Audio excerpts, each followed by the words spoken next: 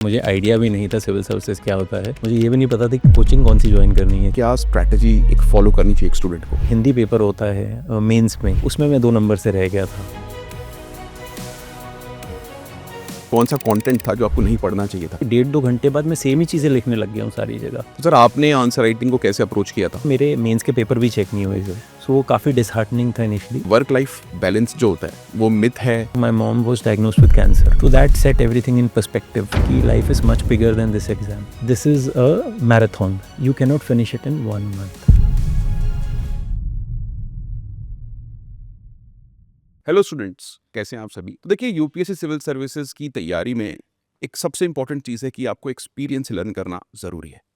और आज हमारे साथ हैं श्री सुमित भाटिया सर, जो एक आईआरएस ऑफिसर हैं, और आज उनसे थोड़ी गुफ्तगू हम करेंगे और देखेंगे कि उनका क्या एक्सपीरियंस रहा है इस एग्ज़ाम का, और लाइफ में सर्विसेज में उनका कैसा एक्सपीरियंस रहा है। Sir, a warm welcome. कैसे हैं आप सर?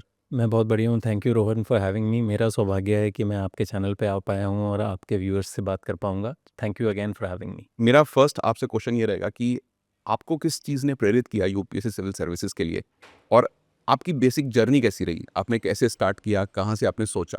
रोहन, जैसे कई लोग कहते हैं कि बचपन से मेरा ख्याल था सिविल सर्वेंट बनने का, मेरा बिल्कुल ऐसा ख्याल नहीं था। मुझे आइडिया भी नहीं था सिविल सर्विसेज क्या होता है। तो मैंने ग्रेजुएशन, जैसे हम पहले बात कर रहे थे अभी शो से पहले, शहीद Sukhdev college of business studies से करी थी, दिल्ली यूनिवर्सिटी से। It's an amazing college. उसके बाद बच्चे जनरली 2 ही राह लेते थे वहाँ, या तो एमबीए के लिए कोचिंग करते थे, ये जो टाइम सीएल वाली होती थी सब, या फिर जॉब में जाते थे। तो तब मैंने पहले इनिशियली जॉब लिया था, आई वेंट इन कॉर्पोरेट। उसके बाद वहाँ पे कुछ ऐसी सिचुएशन थी मेरे घर पे कि मेरे पेरेंट्स को थोड़ी बिजनेस में उनकी ज़रूरत थी, तो फिर 2 साल बाद मैंने वहाँ स्विच करके अपने पेरेंट्स के साथ भी थोड़ा काम किया। Then I always wanted to pursue थोड़ी हायर एजुकेशन, तो then I went to Bombay and did my MBA from Narsee Monjee Bombay. So that was also a wonderful experience. अभी तक सिविल सर्विसेज का कहीं नामो निशान भी नहीं था और मुझे भी कुछ नहीं पता था। वहाँ पे क्योंकि apart from my core MBA एक सोशल एंटरप्रेन्योरशिप का कोर्स भी चलता था, जहाँ पे एनजीओ ओनर्स आते थे। तो वहाँ जो एनजीओ ओनर्स थे, mostly they didn't have the luxury of having formal education. तो कईयों का तो गणित या मैथ्स बहुत ही वीक था।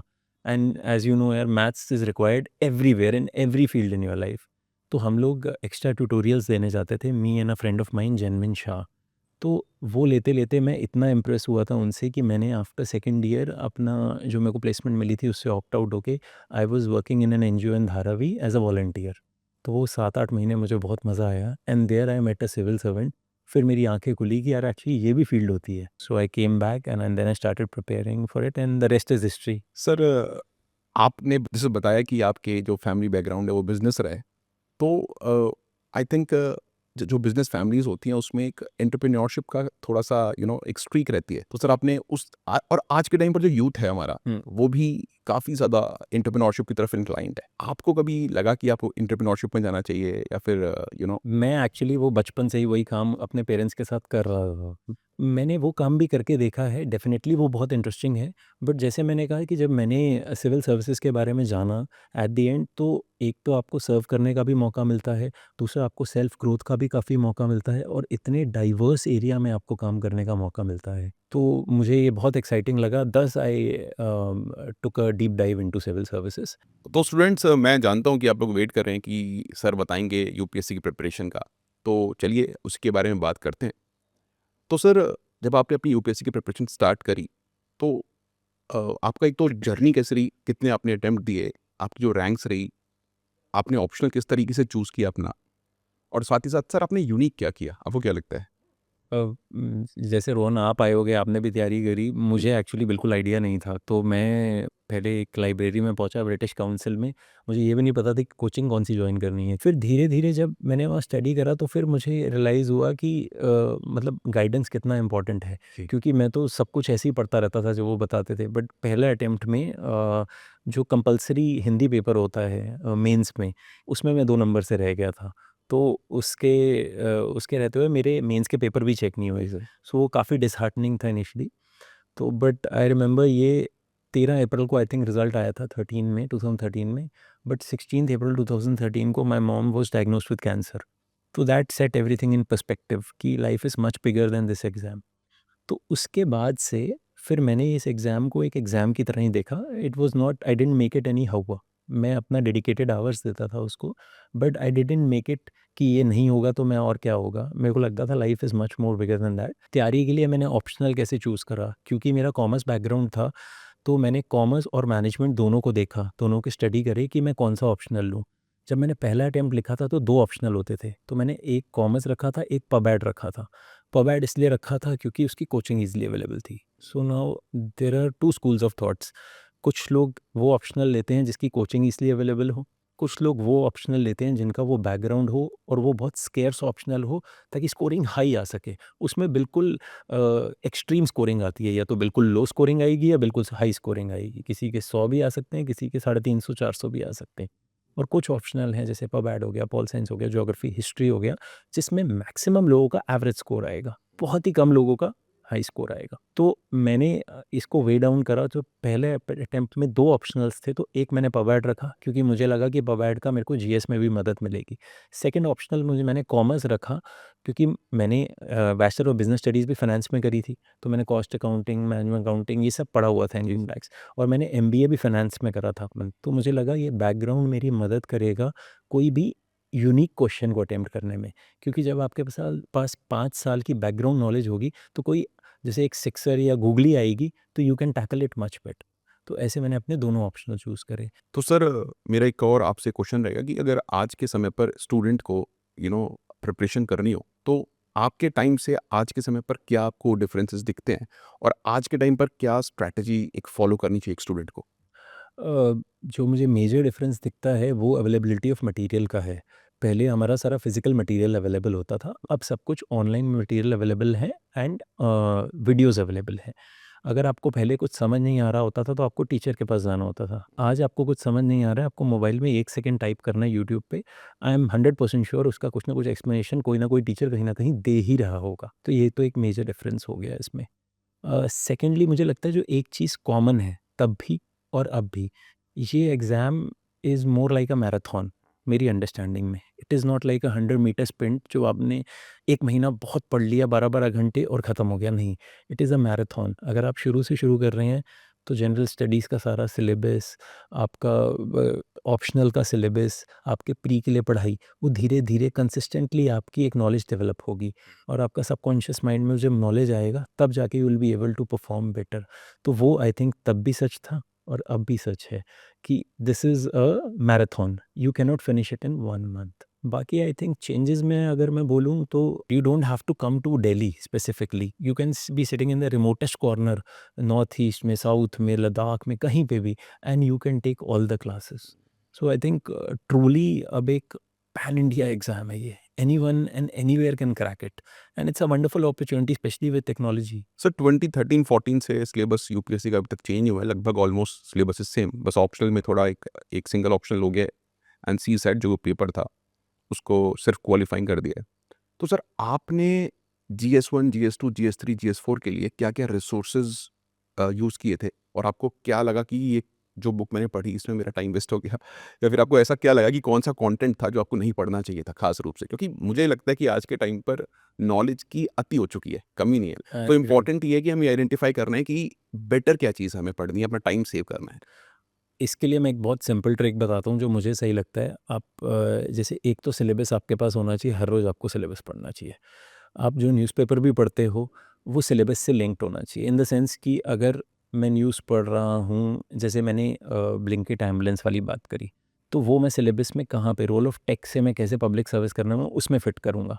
तो मैं कुछ भी पढ़ रहा हूँ, मेरा mind should run back to the syllabus कि ये कहाँ-कहाँ फ़िट होने वाला है। ताकि उसके बाद मुझे उसको याद भी रखना है। पहली चीज़ तो ये, खाली पढ़ना, out of site is out of mind. आप जब तक उसको बार-बार रिवाइज़ नहीं करेंगे वो आपको याद नहीं रहेगा। जी सर। जैसे हम छोटे थे तो 3rd और 4th स्टैंडर्ड में कैसे पढ़ाते थे हमें टीचर? वो खड़ा करके हमसे 4 बार रिपीट करवाते थे, ये रिपीट करो। वैसे ही आई थिंक आपको चाहे लिख के करना है या बोल के करना है, आपको बार-बार रिविज़न करनी है उसकी। तो सेकंडली अब आपने बोला कि कैसे या किन-किन किताबों का? चलो जो पहली किताबें थी वो रहने दो, मैं एक बहुत सिंपल सा एक तरीका बताता हूँ जो आई थिंक आज भी एप्लीकेबल होगा। आप 5-7 साल के क्वेश्चन निकालो, हर क्वेश्चन को गूगल पे टाइप करो, आप उसका सोर्स देख लो कहाँ आ रहा है। आप खुद ही देख लोगे कि मैक्सिमम सोर्सेज जो ट्रेडिशनल पेपर हैं, मैं करंट अफेयर्स की बात नहीं कर रहा, वो आपके एनसीईआरटीज़ या वो ट्रेडिशनल बुक्स में कहीं न कहीं दिखने लग जाएँगे। वो don't take my word for it, आप खुद ये हर एक बच्चे को खुद एक्सरसाइज़ करनी चाहिए, क्योंकि एक बार आप इन्वेस्ट कर लोगे वो टाइम, तो फिर आपको कभी ये डाउट नहीं आएगा कि मुझे ये बुक पढ़नी है या नहीं पढ़नी है। देखिए, आप 80% ऑफ द सिलेबस के लिए प्रिपेयर कर सकते हैं, 20-30% ऑफ द सिलेबस हमेशा ही कहीं बाहर से आएगा, तो आप 80 को अच्छे से करके जाएँ। क्योंकि आपने भी देखा होगा एक्चुअल में, जब पासिंग परसेंटेज देखो, अगर आप 40% 45% नंबर ला रहे हैं, which is very good score वहाँ पे टोटल में। कोई 80% नंबर नहीं चाहिए होते हैं आपको, और कोई लाता भी नहीं है यस सर। 80%। सर, जब प्रीलिम्स एग्जाम आता है, हमारे टाइम पे प्रीलिम्स अगस्त में हुआ करता था, अब वो थोड़ा चेंज होके मई जून में होता है। तो सर, आपने अपने प्रीलिम्स से पहले किस तरीके से आप अपना स्केड्यूल चेंज करते थे, एंड किस तरीके से आप अपनी जो पर्सपेक्टिव है या फिर जो अपनी तैयारी उसको मॉडिफाई करते थे प्रीलिम्स के लिए? अ, एक चीज़ मैं हमेशा करता था, जैसे कि सपोजिंगली आप जिम जाते हैं, तो आप एक मसल पे काम कर रहे हैं, वो मसल डेवलप होती है। आप अगर सुबह 6 बजे उठ के 6 बजे से 9 बजे पढ़ते हैं, आप सालों साल पढ़ेंगे, तो वो 6 से 9 आपका प्राइम टाइम हो जाएगा, आपका माइंड सबसे ज़्यादा एक्टिव होगा, ठीक है। अगर आप रात को पढ़ते हैं, तो आपका माइंड रात को सबसे ज़्यादा एक्टिव होगा। सिमिलरली अब प्रीलिम्स का टाइम क्या होता है, 9:30 से 11:30, एंड आई थिंक 2 से 4, तब यही होता था, अब शायद थोड़ा चेंज हुआ। तो मेरी एडवाइस रहेगी बच्चों को, एटलीस्ट 3-4 महीने पहले इन इन द टाइम स्लॉट्स में आपको ज़रूर पढ़ना है। क्योंकि it is a muscle, your mind is also a muscle. आप जितना उसको प्रैक्टिस करेंगे, उतना वो इम्प्रूव होगा। और अगर आप सोच रहे हो कि मैं आखिरी 5 दिन में रात की आदत स्विच कर दूँगा, बहुत मुश्किल है ना, आपको नींद आ रही होगी तब। तो एक तो मैं ये एडवाइस करूँगा प्री के लिए।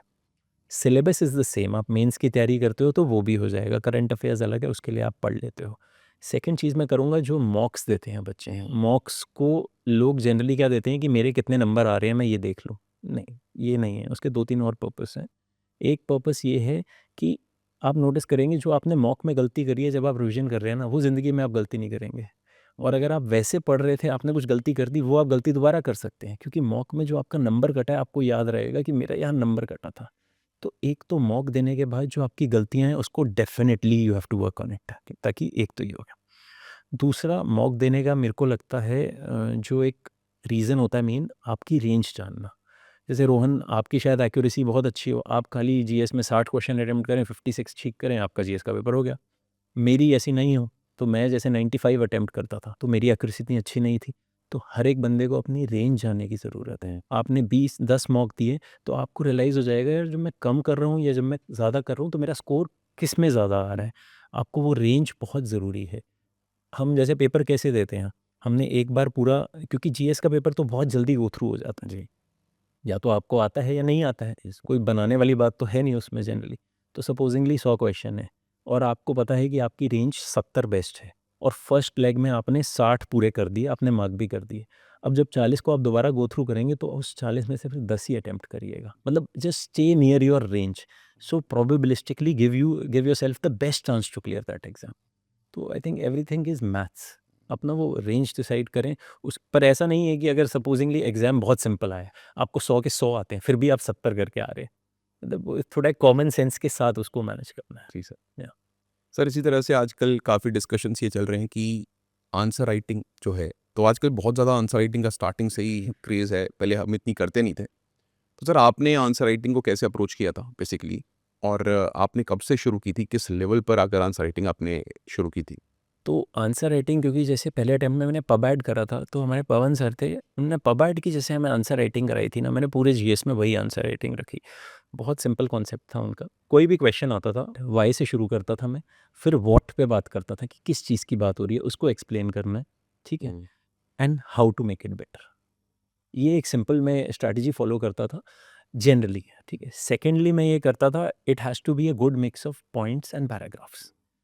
पॉइंट्स तभी लिखिए जब आपको क्रिस्टल क्लियर हैं ये पॉइंट्स सही हैं, क्योंकि जब पॉइंट लिखेंगे तो वो एकदम दिखेंगे उसको कि ये 6 पॉइंट है, ये 6 के 6 पड़ेगा। एग्जैक्टली। पैरा में कई बार टीचर ये भी कर सकता है, 4 वर्ड स्किप हो जाए, क्योंकि ह्यूमन ब्रेन है, वो चेक कर रहा है। तो पॉइंट और पैरास को वैसे करते हैं। बाकी कुछ यूनिक क्वेश्चंस आते हैं, तो उनको उस हिसाब से टैकल करेंगे, बट जनरली यही मेरी स्ट्रैटेजी होती थी। और इसमें आपकी सिलेबस बहुत मदद करता था, क्योंकि क्या है कि जब मैंने पहली बार मेंस लिखा था तो मेरे को ये रियलाइज़ हुआ था कि 1.5-2 घंटे बाद मैं सेम ही चीज़ें लिखने लग गया हूँ सारी जगह, क्योंकि मटेरियल ख़त्म हो गया मेरे दिमाग में। तो सिलेबस इस ऐसे मदद करता है कि अगर आपके पास कोई भी क्वेश्चन आ रहा है, उसमें आपने वुमेन वेलफेयर डाल दिया, ट्राइबल डाल दिया, मतलब अगर वो डेवलपमेंट का क्वेश्चन आ रहा है, आपने 4 सिलेबस के ही पॉइंट्स डाल दिए, तो उसके पास आपके पास एग्ज़ाम्पल्स हैं, तो आपका तो आंसर बन गया। तो सिलेबस आपको पूरा याद होना चाहिए। अगर आपका सिलेबस याद है, आई थिंक तो मतलब 30-40% तो आपकी बैटल वन हो गई है। हुँ, नाइस सर। सर अभी हमारे टाइम पर क्या होता था कि प्रीलिम्स के बाद हम डैफ भरते थे, फिर डैफ 1, डैफ 2 होता था। अब तो आपने इस बार देखा ही होगा कि जो एक केस हुआ है सिविल सर्विसेज में, उसके बाद से इस बार प्रीलिम्स से पहले ही जो फॉर्म था वो इतना लंबा चौड़ा आया है। अच्छा, इस जी, बार जी। क्या डैप देखा नहीं तो प्रीलिम्स से पहले ही आ जी, गया? जी, जी, प्रीलिम्स से पहले इस बार सारे जितने हम प्री के बाद भरते थे डैफ 1 एंड डैफ 2 तो तो 26 ऑप्शंस पूरे जो सर्विसेज़ के अभी ले रहे हैं। जी, जी, काफ़ी सारे वाओ! बच्चे ये बात कह रहे हैं कि सर सर्विसेज़ के क्या ऑप्श क्योंकि सर एक केस हुआ था आपको पता ही है, इसमें सर्टिफ़िकेट्स थे जो या बिल्कुल नकली लगा दिए थे। तो उसके चक्कर में अब सर्टिफ़िकेट्स भी आपको अभी देने हैं और बहुत ही लेंदी हो गया है बच्चों के लिए प्रोसेस फॉर्म भरना प्रीलिम्स में। तो सर आपके अकॉर्डिंग जो सर्विसेज़ हैं, जैसे कि आपने आईआरएस चूज़ किया, तो सर आपकी क्या यू नो आपने आपने आईएएस, आईपीएस या फिर और दूसरी जो सर्विसेज़ हैं उनके बारे में आपका एक तो ये और बच्चे किस तरीके से वो चूज़ करें उनके इंटरेस्ट के हिसाब से?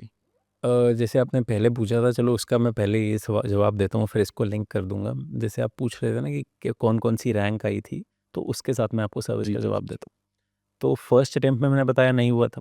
सेकंड में मेरी 561 रैंक आई थी, तो इंडियन रेलवे ट्रैफिक सर्विस में मैं गया था, ठीक है। तो then I joined the training and wrote the attempt again. फिर मेरी 280 रैंक आई, तो I joined Indian revenue services, custom and indirect taxes, where I am currently posted. Then again I joined the training and wrote the attempt again, and after that I only used to fill foreign services. अगले attempt में मेरी 166 rank आई, तो उस साल 161 पे बंद हो गया था फॉरेन सर्विस, मतलब बहुत क्लोज था। Then one more attempt I wrote, I got 391 rank, and again खाली फॉरेन सर्विसेज भरता तो 140 140 50 पे ही बंद हो गया था, नथिंग। एंड जो लास्ट अटेम्प्ट था, जस्ट मेरी पोस्टिंग भी हो गई थी रतलाम में, तब मैंने लिखा, तो तब मेरा प्री क्लियर नहीं हुआ। तो कमिंग टू द सर्विसेज, जब मैं इनिशियली आया था, मुझे आईपीएस, आईआरएस, आईएफएस के सिवाय जनरली पता भी नहीं था क्या होता है। जब मैं यहाँ आया तो मुझे आईआरएस के बारे में पता लगा। आईआरटीएस के बारे में मुझे एक्चुअल नॉलेज, फुल नॉलेज तब पता लगी जब मेरी वहाँ सिलेक्शन हुआ, क्योंकि मैंने भी सीनियर्स से पूछ के भरा कि कैसे भरने हैं ये 26। उन्होंने बोला ऐसे-ऐसे करके भर दो, इसके बाद ये भर दो, ये भर दो, ये भर दो। क्योंकि तब ऑनलाइन भी इतना मटेरियल अवेलेबल नहीं था कि मैं रिसर्च करके समझ पाऊँ क्या है। आप जनरली सबको आईएएस और आईपीएस का और फॉरेन सर्विसेज का पता है। रेवेन्यू सर्विसेज 2 भाग में डिवाइडेड है, एक direct taxes and indirect taxes. Indirect taxes जो कस्टम्स एंड इनडायरेक्ट टैक्सेस है, डायरेक्ट टैक्सेस का बोर्ड है आपका C CBDT, central board for direct taxes. Apart from this railways की 3-4 सर्विसेज हो गई आपकी, railway traffic service, railway account service, railway police services. आपकी डिफेंस की सर्विसेज हो गई, डिफेंस अकाउंट, ये सब। आपकी दानिप, दानिक्स हो गई, आपकी कॉर्पोरेट सर्विस हो गई, ट्रेड सर्विस हो गई, एंड अदर सर्विसेज जो मैंने मिस कर दी, इक्वली गुड। हमारी जो सर्विस है revenue service, it's a central service. इसका मतलब बहुत लोगों को मिसकंसेप्शन होता है, हमसे पूछते हैं कि आपका कैडर कौन सा है। तो रेवेन्यू वालों को कैडर नहीं मिलता, जोन्स होती हैं। हम ऑल ओवर इंडिया कहीं पे भी पोस्ट हो सकते हैं। जनरली आईएएस और आईपीएस को क्या होता है, एक कैडर मिलता है, हरियाणा मिला, पंजाब मिला, कर्नाटका मिला। तो आपको लाइफ लॉन्ग वहीं रहना है, अनलेस आप डेपुटेशन पे कहीं जा रहे हैं, बी इट अनदर स्टेट और be it to the central government, ठीक है। बट हमारा पैन इंडिया जॉब है, ठीक है। सेम विथ रेलवे ट्रैफिक, उसमें आपको ऐसे ज़ोन्स मिलती हैं अलग-अलग, ईस्टर्न कमांड, वेस्टर्न कमांड, वैसे मिलती हैं। All services are good. लोगों को इनके बारे में इतना पता नहीं होता है। जैसे audit and account service, very good service. आपको मतलब क्वालिटी काम करने को मिलता है। अब जैसे हमारी रेवेन्यू, जो हमारी सिस्टर सर्विस है, डायरेक्ट टैक्सेस, वो income tax, wealth tax, corporate tax सब कुछ देखती है। अभी उनके में भी फेसलेस लॉन्च हुआ था डायरेक्ट टैक्सेस में, हमारे यहाँ कस्टम्स में लॉन्च हुआ था। तो ऑल सर्विसेज आर गुड। और आप जो कह रहे थे फॉर्म लंबा है, वो तो सभी स्टूडेंट्स के लिए लंबा जी, होगा, जी। तो एक बार तो मेहनत करनी पड़ेगी। बाकी I think none of this services should be taken lightly, they are very good. अगर वो किसी को ऊपर भी भरना चाहते हैं तो वो अपना चॉइस है। आज की डेट में तो बहुत इन्फॉर्मेशन अवेलेबल है, आप नेट पे एक बार थोड़ा पढ़ लें कि किस सर्विस का क्या काम है, जी, उस हिसाब से भरें। Great sir. सर आपने जैसे बताया कि आप आईआरएस में रहे, तो सर आपका सर्विस एक्सपीरियंस कैसा रहा?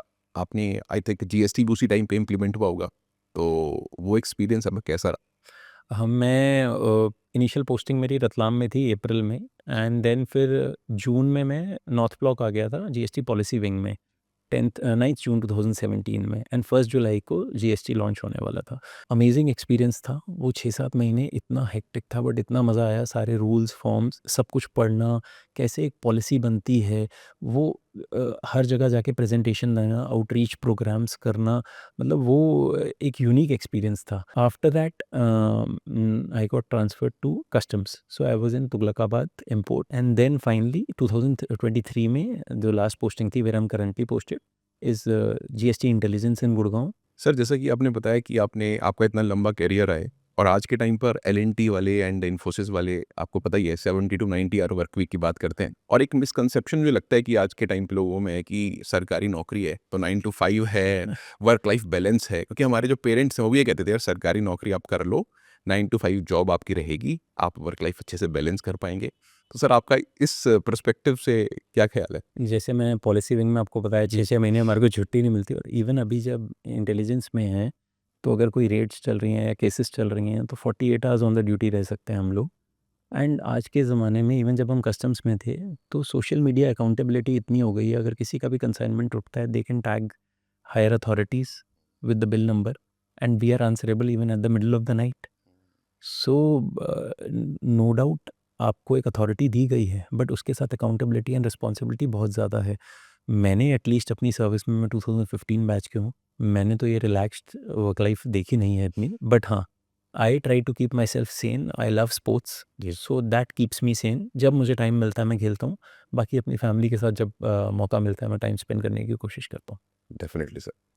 सर इसके अलावा आपने आर्कटिक एक्सपेडिशन भी किया है, तो आप एक बार उसका एक्सपीरियंस भी प्लीज़ शेयर कीजिए। आपने वहाँ क्या देखा? आप वहाँ पर कैसे आपने अप्रोच किया? कैसे गए वहाँ पे? हाँ, एक क्लाइमेट 2041 करके ऑर्गेनाइजेशन है सर रॉबर्ट स्वॉन जी। के द्वारा। He is the first man to have walked both the poles. He walked around 600-700 miles south to reach the Antarctica southern pole, and around more than that, I think 800 miles and 600 miles, this in back in 1980s, to reach the northern pole also. I applied there in 2019, I got selected, and I was lucky enough to be a part of such group, 87 people from 29 countries, and we went till 83 degree north aboard the National Geographic Explorer ship. So we basically went to Norway, and from there we went Oslo. From Oslo we took a flight to Svalbard.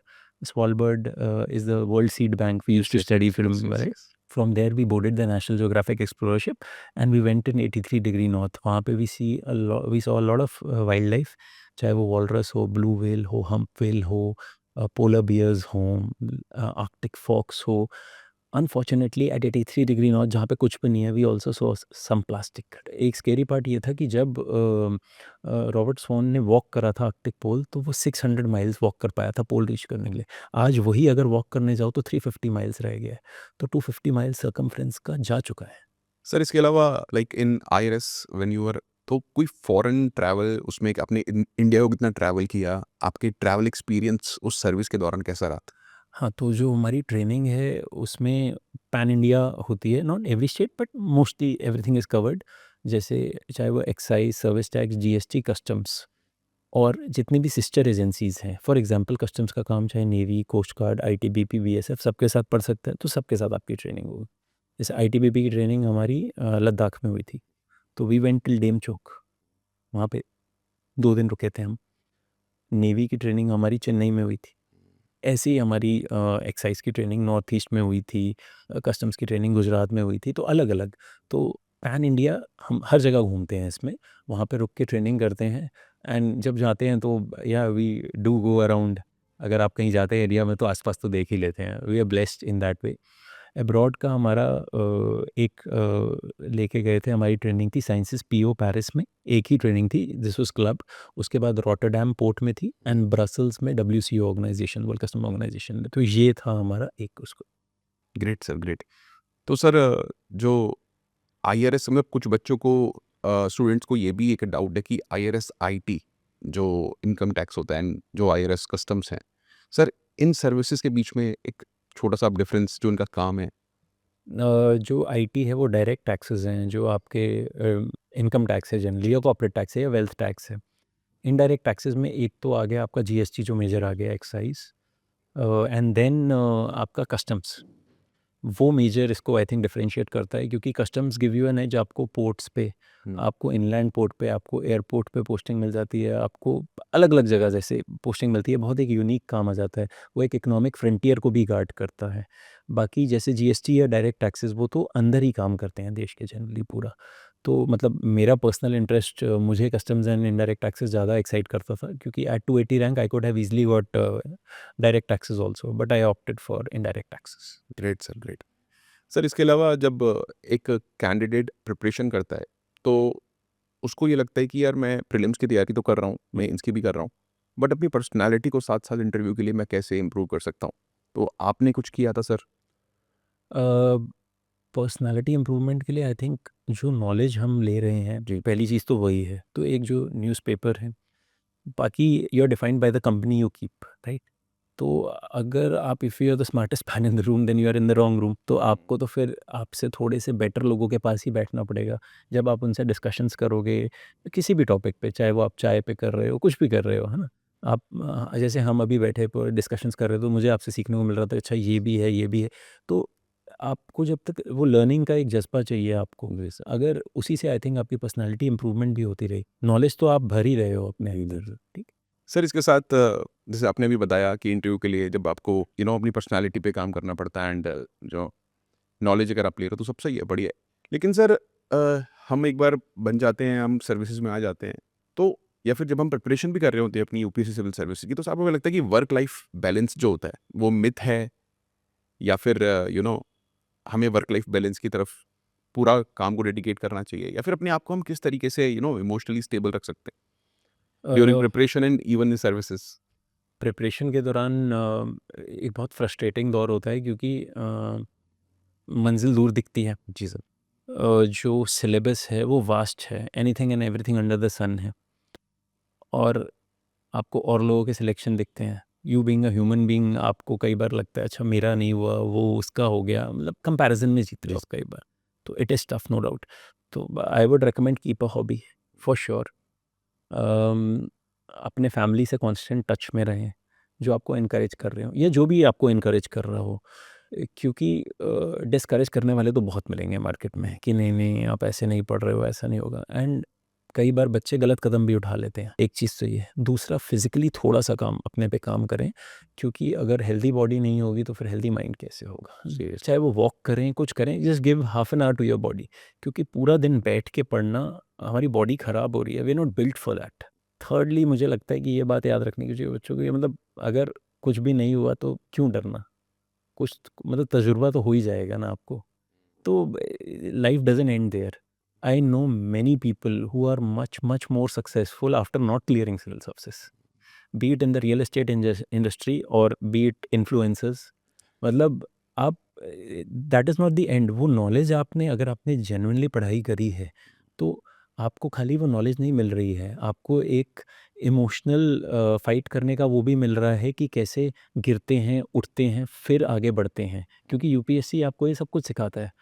बहुत ही कम लोग होते हैं जिन्होंने first attempt में आया, 3 महीने 4 महीने पढ़ा और निकाल दिया, ठीक है, उनके लिए well and good. But generally सबको थोड़ा-सा फेलियर देखना पड़ता है, फिर वापस उठना पड़ता है, फिर फाइट करना पड़ता है, and that is required in life also. तो आई थिंक वो learnings is not only in your education, it's in your life. Sir ये बड़ी डीप बात है कि थोड़ा सा हमें इमोशनली स्ट्रांग बनना पड़ता है उस चीज़ के लिए, एंड ये इम्पोर्टेंट है चीज़। थैंक यू सर, आपका यहाँ पर हमने स्वागत किया। हम चाहेंगे आप दोबारा से एक बार स्टूडेंट्स के साथ इंटरैक्ट करें और भी सेशंस ऐसे होते रहें। Thank you very much sir thank you for Rohan, it was giving your wonderful. Time. Thank you Rohan, it was wonderful interacting with you, और मुझे बहुत मज़ा आया आपके रोचक सवालों का जवाब देके। I hope I did justice to them, and आपके व्यूअर्स से मैं और आपके स्टूडेंट्स से डेफिनेटली दोबारा मिलना चाहूँगा। Thank thank you sir.